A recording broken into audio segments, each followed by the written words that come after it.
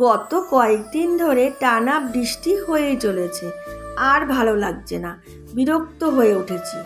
আজকে এই একঘেয়েমি কাটানোর জন্য একটুখানি চাউমিন বানালাম। রোজ তো আমরা রুটি, পরোটা, দুধ, কর্নফ্লেক্স এগুলো খেয়েই থাকি। আজকে না হয় একটু চেঞ্জই করলাম। তাছাড়া আজ তো সানডেতে একটু স্পেশাল কিছু না বানালে হয় না।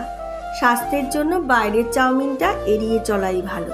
তাই জন্য আমি পছন্দ করি বাড়িতেই নিজের বানিয়ে নিতে। কিছু সবজি ছিল, যেমন আলু, ফুলকপি, বিনস, গাজর, এগুলোকে কেটে নিলাম। নিয়ে কড়াইতে তেল দিয়ে পেঁয়াজ দিয়ে ভালো করে ভাজতে লাগলাম।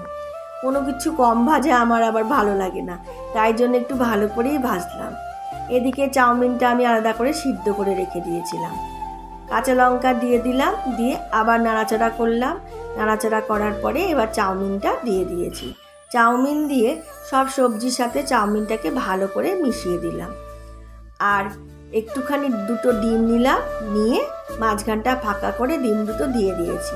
দিয়ে দেখবে আমি একটু নুন দিয়ে দিয়েছি, কারণ ডিমের মধ্যেও তো নুনটা মিশতে হবে, তাই জন্য একটু নুন দিয়ে দিয়েছি। দিয়ে এবার ভালো করে ডিম, চাউমিন, সবজি সব মিশিয়ে নেব। ভালো করে মিশিয়ে শুধু নেব না, ভালো করে ভাজাও করব। একটু না ভাজা করলে ভালো লাগে না। ঘরে ছিল আমার টমেটো সস, চিলি সস, ওগুলোও দিয়ে দিলাম। দিয়ে এগুলো সব একসাথে আবার ভালো করে মিক্স করে নেব। মিক্স করতে করতে তোমাদের একটা কথা বলি, জানো তো আমার কাঁচা বাদাম দিয়ে চাউমিন খেতে খুব ভালো লাগে। ঘরে ছিল কিন্তু ভুলেই গেছে দিতে। যাক, কি আর করা যাবে, আজকে উইদাউট কাঁচা বাদামই চাউমিন বানিয়ে ফেললাম। এই তো হয়ে গেল আমার চাউমিন।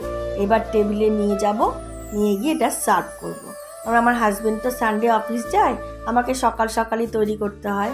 তো সকাল সকাল টিফিনটা তাকে দিয়ে দিলাম। দেখি খেয়ে দিয়ে তার কি রিয়াকশান আসে, সে কি রিয়াকশান আমাকে দেয়। দিয়ে দিয়েছে রিয়াকশান, ভালো হয়েছে। তোমাদের কেমন লাগলো তোমরাও জানিও। আজকে তোমরা কি ব্রেকফাস্ট করেছো সেটাও জানিও কিন্তু।